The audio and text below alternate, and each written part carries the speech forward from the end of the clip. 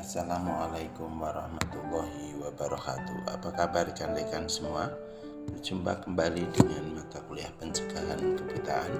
Kali ini di pertemuan ke-14 akan kita sampaikan hasil survei dari kebutaan yang dapat ditanggulangi pada tahun 2014-2016 mengenai gangguan penglihatan pada usia 50 tahun ke atas yang dilakukan di 15 provinsi di Indonesia menunjukkan bahwa angka kebutaan di Indonesia mencapai 2,8% dengan prevalensi pada tiap provinsi bervariasi dari 1,4 sampai 4,4%. Prevalensi kebutaan tertinggi yaitu di Jawa Timur 4,4%, sedangkan prevalensi terendah sebesar 1,4 pada Sumatera Barat. Prevalensi kebutaan di Jawa Barat berdasarkan hasil survei tersebut tahun 2014 yaitu 2,8%. Kebutaan di dunia maupun di Indonesia masih menjadi masalah bersama karena masih melebihi angka 0,50%. Melanjutkan pertemuan ke-13 kemarin, bahwa di belakang lensa itu terdapat cairan jernih berbentuk jelly atau dikenal dengan vitreous body atau badan kaca. Cairan yang tebal ini berfungsi sebagai filter untuk cahaya dan menjaga bentuk bola mata. Pada penderita diabetes, bagian ini sering berisi partikel atau tisu sebagai akibat dari adanya pendarahan dari vaskular. Hal ini dapat berpengaruh pada penglihatan, biasanya pada penglihatan samping atau penglihatan sentral.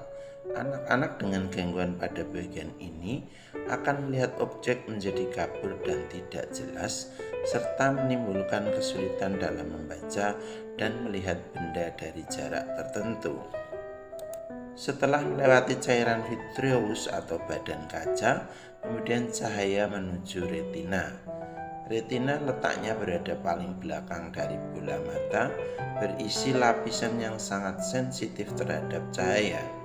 Bagian ini merupakan daerah yang mengirimkan cahaya ke saraf penglihatan untuk selanjutnya diteruskan ke otak, di mana otak menginterpretasikan gambaran visual menjadi apa yang kita kenal melalui penglihatan.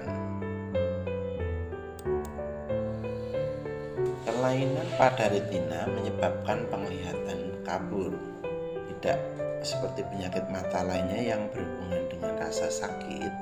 Gangguan pada retina tidak menyebabkan rasa sakit atau menimbulkan gejala lain pada bagian lainnya seperti rasa sakit atau warna merah pada mata.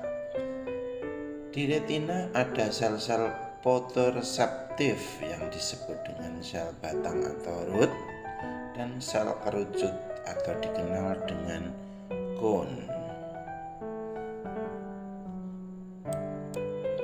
Sel batang posisinya berada di bagian luar dari retina dan sangat sensitif terhadap cahaya. Sel ini bertugas untuk melihat bentuk dan gerakan dan akan berfungsi dengan baik apabila berada dalam cahaya yang redup. Sel batang ini tidak responsif terhadap warna. Sel kerucut posisinya berada di bawah tengah dari retina. Warna akan sangat ditentukan pada sel kerucut ini. Hanya sel kerucut tertentu yang dapat ditemukan di daerah makula, di daerah yang dipergunakan untuk melihat secara sentral, dan fovea, yaitu bagian yang berhubungan dengan ketajaman penglihatan. Macular degeneration merupakan penyakit umum pada orang dewasa, tetapi dapat juga terjadi pada mereka yang masih muda. Penyakit ini biasanya berakibat kerusakan pada bagian tengah dari sel kerucut di retina, sehingga berpengaruh pada ada penglihatan sentral, sensitivitas cahaya, dan melihat warna.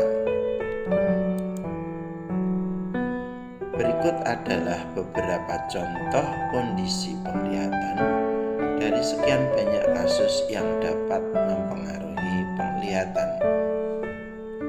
Yang pertama adalah strabismus.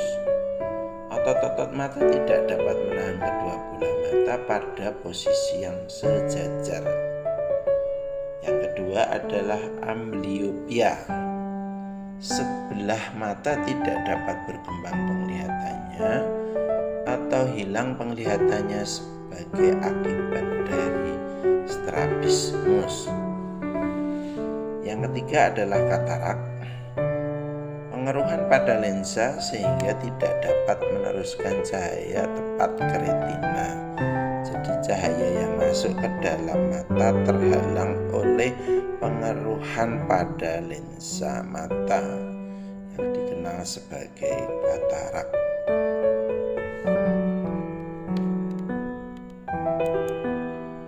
Yang keempat adalah aniridia, adalah kondisi pada seseorang yang tidak memiliki iris sehingga terlalu banyak cahaya yang masuk ke mata. Yang kelima yaitu cortical visual impairment, yaitu kerusakan pada otak yang berhubungan dengan penglihatan sehingga gambar yang diterima oleh mata tidak dapat ditafsirkan dengan benar.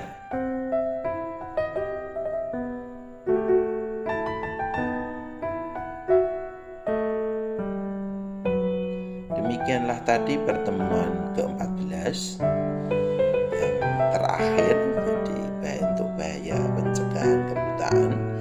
Jika ada pertanyaan, kritik, saran, dan masukan, bisa disampaikan dalam kolom komentar di bawah video ini.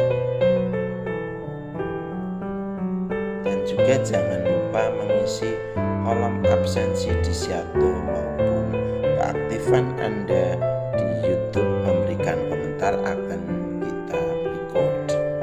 Terima kasih atas perhatian dan kerjasamanya.